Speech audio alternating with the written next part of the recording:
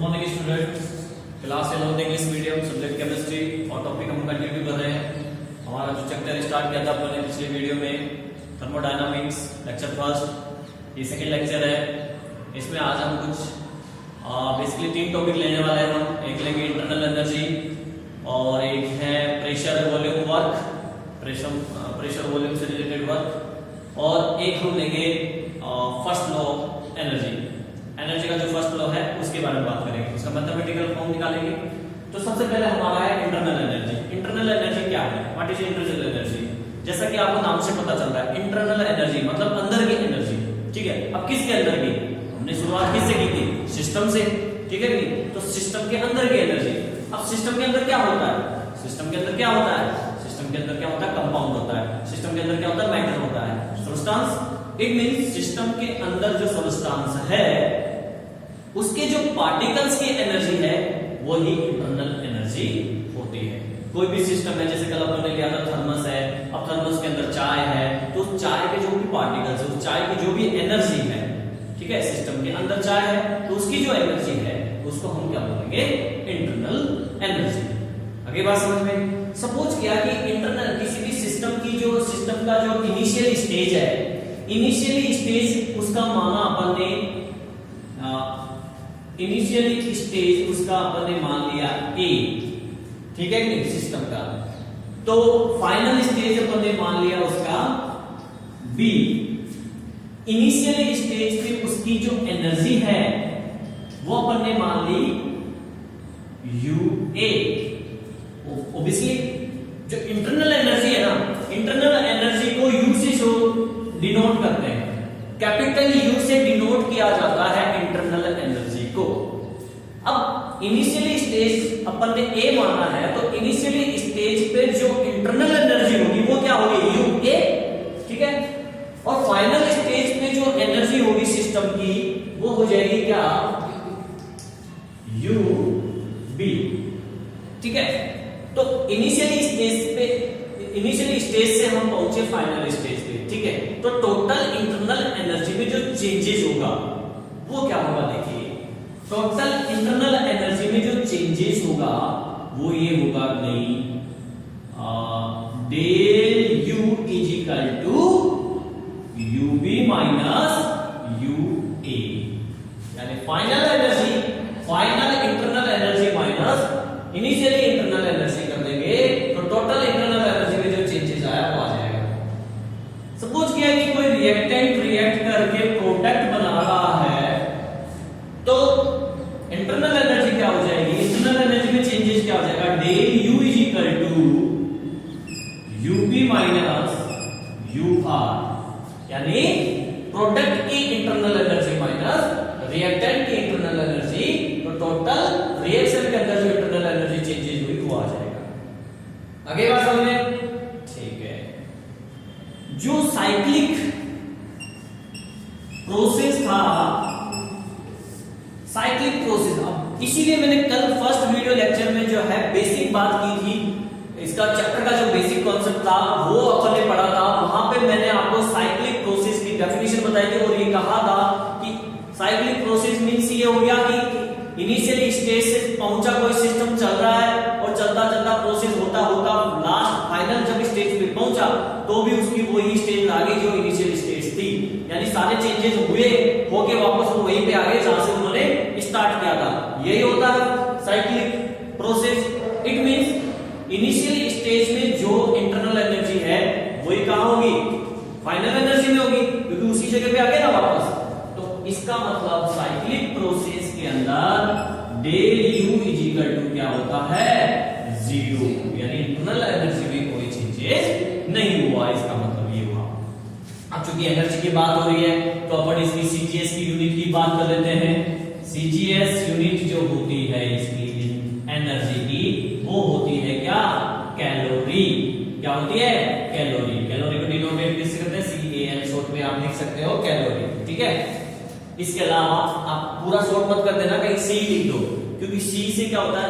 C गुलाम भी होता है। ठीक है, इसलिए हमें लिखना है CAL यानी कैलोरी। एंड SI यूनिट जो है इसका, SI unit is equal two joule. क्या है? जूल। और जूल को किससे डिनोट करते हैं? तो ये ऐसा यूनिट हो गया एनर्जी का जूल। और हम अगर बात करें कि एक कैलोरी के अंदर कितना जूल होता है, एक कैलोरी के अंदर 4.2 जूल होता है। ठीक है, कई जगह काम आ जाता है, न्यूमेरिकल सॉल्व करते हैं तो अगर चेंज करना हो तो एक कैलोरी के अंदर 4.2 जूल होता है। तो ये छोटा सा टॉपिक था इंटरनल एनर्जी। आगे बात समझ रहे हैं।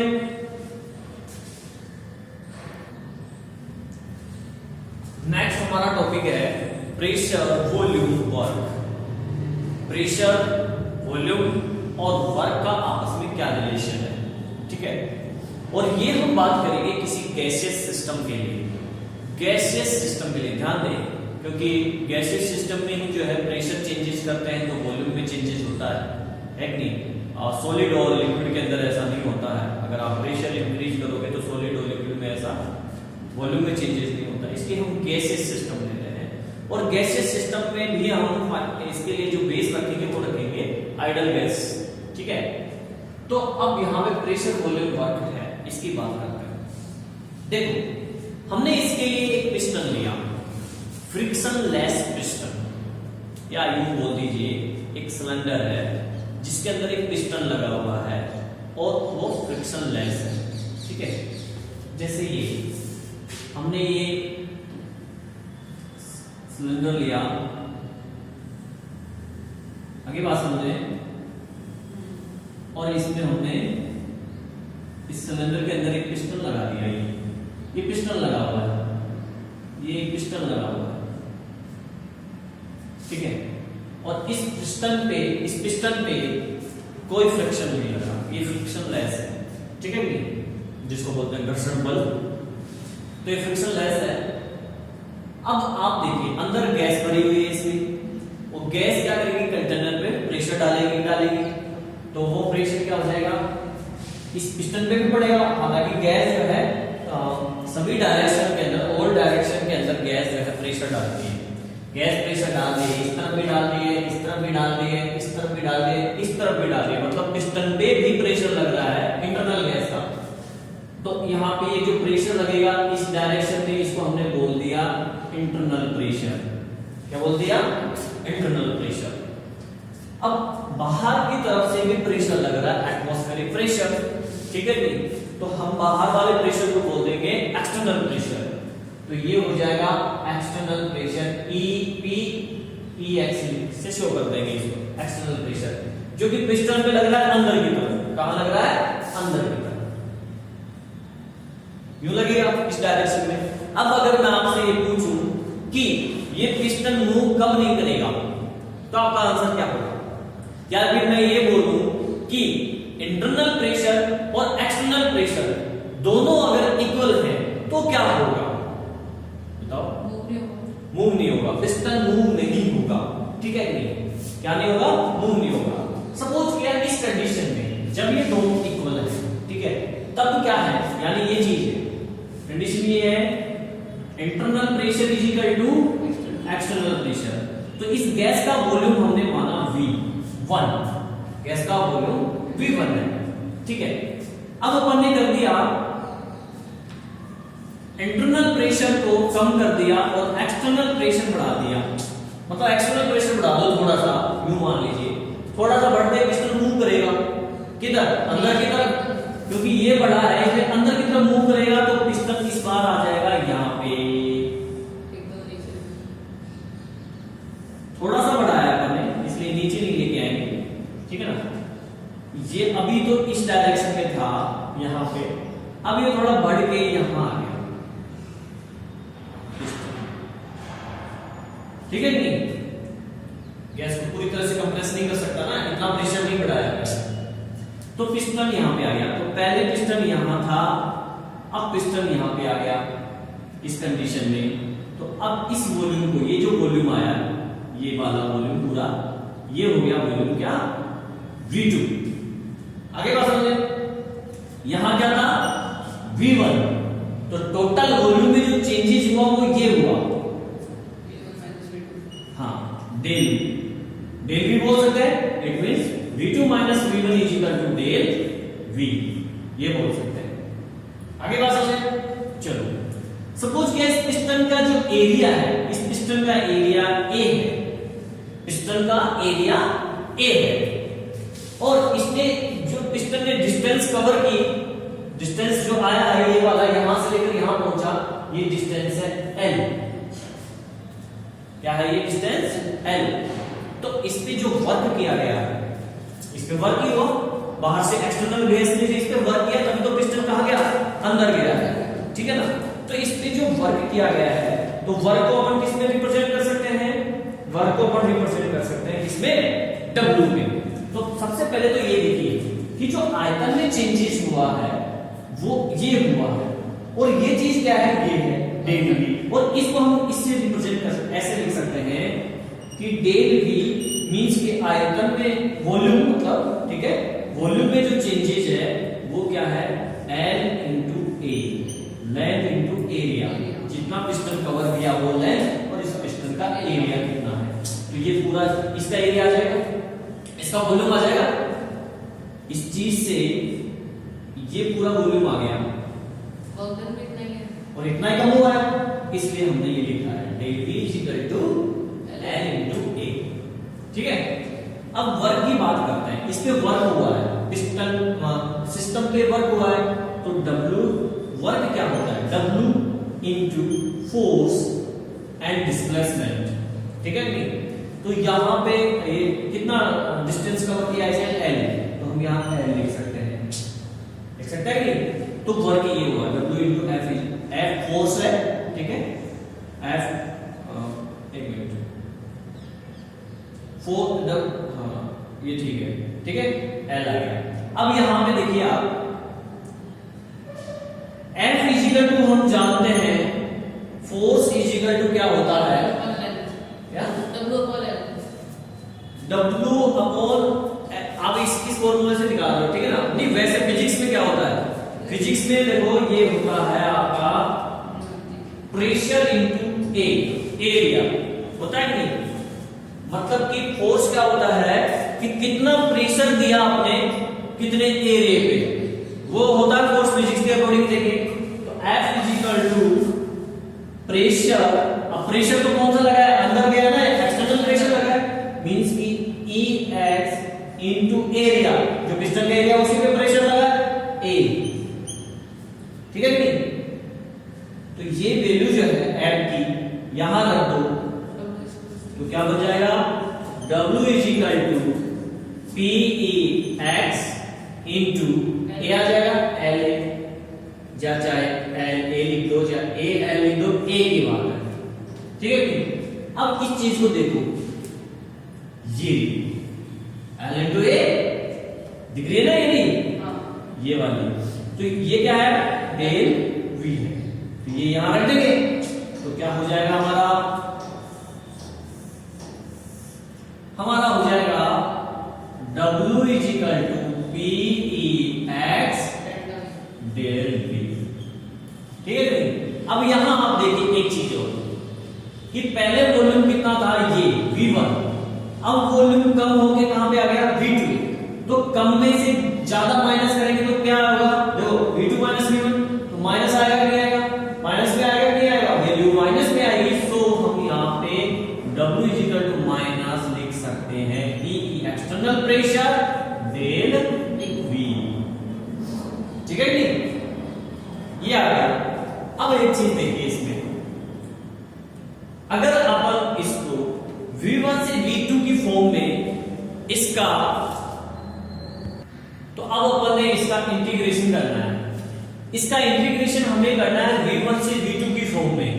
तो देखो इंटीग्रेशन कैसे करते हैं, इसके लिए आपको थोड़ा सा इंटीग्रेशन की चीजों का नॉलेज होना चाहिए, मैथमेटिक्स वाले स्टूडेंट जल्दी समझ जाते हैं। तो W is equal to, minus को आप बाहर रख लो, अब इंटीग्रेशन करना है, यहाँ पे डेल V में चेंजेस हो रहा है, डेल V में चेंजेस हो रहा है, तो मतलब इसकी lower limit to upper limit, यानी V1 से V2 की फॉर्म में अपन ने इसका इंटीग्रेशन किया, ये साइन इंटीग्रेशन का V1 से V2, ठीक है। एक्सटर्नल प्रेशर ऐसे के एजिटिव X, एंड ये हो जाएगा यहाँ पे dV, ठीक है ना, साइन चेंज, ये साइन डेल की जगह क्या आ जाएगा, D आ जाएगा। अब देखिए ये आ गया आपको समझ में, ठीक है। अब एक चीज देखिए यहां पे, अगर मान लीजिए ये एक्सटर्नल प्रेशर है, इस चीज को देखिए आप, ये एक्सटर्नल प्रेशर हमारी इस कंडीशन में क्या है, ये है, यानी ये ज्यादा है किससे, इंटरनल प्रेशर से। किससे ज्यादा है, इंटरनल प्रेशर से। तो इनको अगर बराबर करना हो, इनको अगर इक्वल करना है, तो हमें इंटरनल प्रेशर में कुछ प्रेशर ऐड करना है, क्योंकि वो कम है, थोड़ा सा ऐड करना है। क्या करना है, थोड़ा सा माइनर ऐड करना है, क्योंकि थोड़ा सा ज्यादा होते पिस्टन मूव कर गया था, तो थोड़ा सा अगर ऐड करते हैं इतना प्रेशर, तो ये क्या आ जाएगा, इक्वल हो जाएगा। तो सपोज किया हमने ये ऐड कर दिया कि external pressure is equal to, ये थोड़ा सा ऐड कर दिया अपन ने डीपी की फॉर्म में, ठीक है। तो अब ये बराबर हो गए। अगर ये ऐसा होता PEX, मान लीजिए ये भी तो हो सकता है इंटरनल प्रेशर ज्यादा हो तो पिस्टन बाहर की तरफ जाएगा। अगर इंटरनल प्रेशर ज्यादा होगा तो पिस्टन कहां मूव करेगा, बाहर की तरफ मूव करेगा, यानी कि तब क्या होगा, ये होगा है। अब इनको बराबर करने के लिए इंटरनल प्रेशर में हमें थोड़ा सा कम करना होगा नहीं, तो बराबर हो जाएंगे। तो ये PEX is equal to internal pressure minus dP, मैंने इसमें माइनस कर दिया, ठीक है ना। तो कंडीशन दोनों हो सकती है, पिस्टन बाहर भी जा सकता है, पिस्टन अंदर भी आ सकता है, वो डिपेंड करता है कौन सा प्रेशर ज्यादा है, ठीक है नहीं। अपन ने डायग्राम में लिया है एक्सटर्नल प्रेशर को ज्यादा दिखाया है यहाँ पे, जिससे कि पिस्टन अंदर की तरफ गया है। हो सकता है इंटरनल प्रेशर ज्यादा हो, पिस्टन बाहर की तरफ आ जाए, तो प्लस माइनस दोनों साइन आ सकते हैं। तो चेंजेस जो हुआ, अब देखो इस चीज को अपन क्या लिख सकते हैं, ये लिख सकते हैं, ये लिख सकते हैं। एक्सटर्नल प्रेशर को क्या लिख सकते हैं, ये भी लिख सकते हैं, अगर पिस्टन बाहर जा रहा है तो हम इसको मिला के अपन ये लिख सकते हैं PEX is equal to internal pressure plus minus dP, दोनों हो सकते हैं, ठीक है नहीं। तो अब ये जो एक्सटर्नल प्रेशर की जो ये वैल्यू आई है, उसको हम यहां रख देंगे, ठीक है। जब रखा तो देखो क्या होगा, W is equal to minus V1 से V2 की फॉर्म में एक्सटर्नल प्रेशर की जगह आ गया internal pressure plus minus dP, और ये क्या है dV, ये वाला, ठीक है, यहां रखा है इस इक्वेशन में। तो इसका मतलब ये हुआ कि ये एक बार इससे मल्टीप्लाई होगा, ये एक बार इससे मल्टीप्लाई होगा, तो क्या हो जाएगा, W is equal to minus V1 V2। देखो एक बार इससे मल्टीप्लाई हुआ तो P dV, ठीक है, यहां पे आप चाहे इंटरनल लगा दो, ठीक है।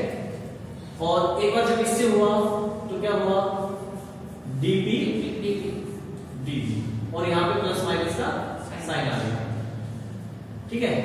अब वो कह रहा है कि ये ना के बराबर है। मैंने आपसे कहा था माइनर प्रेशर इंक्रीज होता है, पिस्टन तो मूव कर जाएगा क्योंकि फ्रिक्शन लेस है, इसलिए ये ना के बराबर मान सकते हैं, बट हाँ, it means dP dV is equal to क्या मान लिया, 0। सो क्या हो गया हमारा, W is equal to minus V1 V2, यहां बच गया PV, ठीक है नहीं।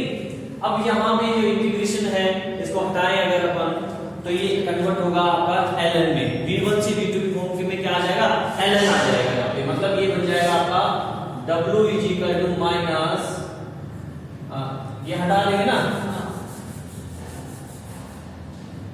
या फिर बाद में हटाएं, ये अपना ऐसा कर देंगे, ये आ जाएगा अपना, अभी रहने देते, बाद में हटाएंगे आगे। अभी देखिए आप आइडल गैस इक्वेशन से, आइडल गैस इक्वेशन ये ना, इसमें देखो पहले आइडल गैस इक्वेशन है, इससे देखेंगे ना, फिर हटा देंगे। अब देखिए आइडल गैस इक्वेशन क्या है, PV बराबर nRT, n मोल गैस है, अगर इस पिस्टन के अंदर जो गैस बनी थी वो अगर n मोल है, तो आइडल गैस इक्वेशन से क्या हो जाएगा, PV बराबर nRT। मैंने आपसे पहले कहा था कि गैस किसमें होता है, आइडल गैस में होता है, तो PV बराबर nRT। यहां से अगर प्रेशर निकालें अपन, यहां से अगर प्रेशर निकालेंगे अपन, तो क्या हो जाएगा, P is equal to nRT upon V हो जाएगा, हो जाएगा, नहीं हो जाएगा, P is equal to nRT upon V हो जाएगा। अब कांस्टेंट अपन क्या करते हैं, टेम्परेचर को कांस्टेंट कर दे तो टेम्परेचर क्या कर दिया अपन ने, T = कांस्टेंट कर दिया तो ये चीज हो जाएगी। इसके अकॉर्डिंग देखिए ये P की वैल्यू आई है, ये P की वैल्यू है, इस वैल्यू को यहां रखेंगे अपन, P की वैल्यू है, इस वैल्यू को यहां रखेंगे तो ये इक्वेशन अपनी बन जाएगी W माइनस nRT, इंटीग्रेशन में बढ़ जाएगा क्योंकि ln में कन्वर्ट कर दूंगा मैं, nRT ln आ गया, ठीक है, किस फॉर्म में, V1 से V2 की फॉर्म में, तो V1 से V2 की फॉर्म में, नीचे से ऊपर जाना है, V1 से V2 की फॉर्म में, ठीक है कि। और एक चीज आपने पढ़ी होगी मैथमेटिक्स वगैरह में या फिजिक्स में कि जब ln को अपन log में कन्वर्ट करते हैं तो 2.303 से मल्टीप्लाई करते हैं, तो इसको log के फॉर्म में कन्वर्ट करेंगे तो अपन मल्टीप्लाई कर देंगे इक्वेशन को माइनस 2.303 से मल्टीप्लाई करते वो log में कन्वर्ट हो जाएगा, nRT log V2/V1, ये आपका वर्ग आ गया, ठीक है कि नहीं, क्या आ गया ये वर्ग। अगर हमें प्रेशर करना है, इसमें वॉल्यूम है ना, ये देखो प्रेशर वॉल्यूम, तो वॉल्यूम है, अब प्रेशर करना हो तो क्या कर देंगे, तो प्रेशर के लिए देखिए आप, इसमें हम जानते हैं, हमने पढ़ा था gaseous law, P1 V1 equal to, जो पिछला चैप्टर फिनिश हुआ उसमें अपन ये पढ़ा था, P1 V1 बराबर P2 V2 पढ़ा था, ठीक है नहीं। इस इक्वेशन से अपन ये लिख सकते हैं V2/V1 बराबर P1/P2, ठीक है ना, यानी इसकी जगह हम ये रख सकते हैं, नहीं रख सकते, तो इस इक्वेशन में जब ये रखेंगे तो क्या हो जाएगा, ये हो जाएगा आपका, ये रख देते हैं, चलो यहां तो यहां कर देंगे अपन इसको, यहां देखिए, यहां रख देता हूं W = minus 2.303 nRT log P1/P2, तो ये आ गया प्रेशर, ठीक है। तो ये प्रेशर वॉल्यूम फॉर्म था हमारा। देखिए नेक्स्ट टॉपिक हमारा एक छोटा सा law, first law of thermodynamics. तो फर्स्ट लॉ ऑफ थर्मोडायनामिक्स क्या है, ये एनर्जी कंजर्वेशन लॉ है, यानी कि टोटल जो है यूनिवर्स की एनर्जी कंजर्व रहती है। हम एनर्जी को ना तो मेड कर सकते हैं, ना खत्म कर सकते हैं, डिस्ट्रॉय कर सकते हैं, एनर्जी को एक फॉर्म से दूसरी फॉर्म में जरूर कन्वर्ट किया जा सकता है। तो यही फर्स्ट लॉ है थर्मोडायनामिक्स का। लेकिन यहाँ पे हम इसका मैथमेटिकल इक्वेशन निकालेंगे, मैथमेटिकल फॉर्मूला क्या है फर्स्ट लॉ का। तो देखिए कोई भी सिस्टम है, मान लीजिए उस सिस्टम की एनर्जी, उस सिस्टम की इंटरनल एनर्जी अपन ने U1 बोल दिया, ये उस सिस्टम की इंटरनल एनर्जी है U1। अब उस सिस्टम ने क्या किया, Q एनर्जी एब्जॉर्ब कर, ठीक है, Q एनर्जी एब्जॉर्ब कर ली, तो अब उसकी एनर्जी क्या हो गई सिस्टम की, अब सिस्टम की एनर्जी हो गई,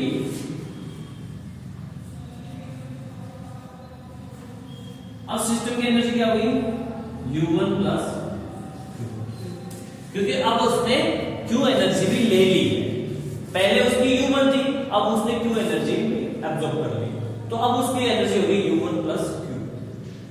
अब हमने क्या किया, उस सिस्टम पे कार्य अप्लाई किया, उस सिस्टम पे वर्क किया, ठीक है। वर्क क्या होता है, एनर्जी के इक्वल होता है, ठीक है ना, तभी तो दोनों का जो यूनिट है वो सेम होता है, ठीक है। यहाँ तो सिस्टम पे अगर हम वर्क करेंगे तो उसकी एनर्जी इंक्रीज होगी, वो कितनी होगी, जितना हमने उसमें वर्क किया है। तो W वर्क करने पर अब उसकी एनर्जी क्या हो गई,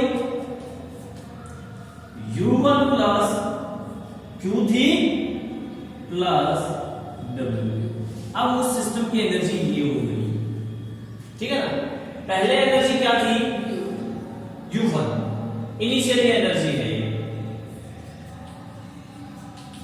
अब ये एनर्जी होगी फाइनल, फाइनल एनर्जी होगी मतलब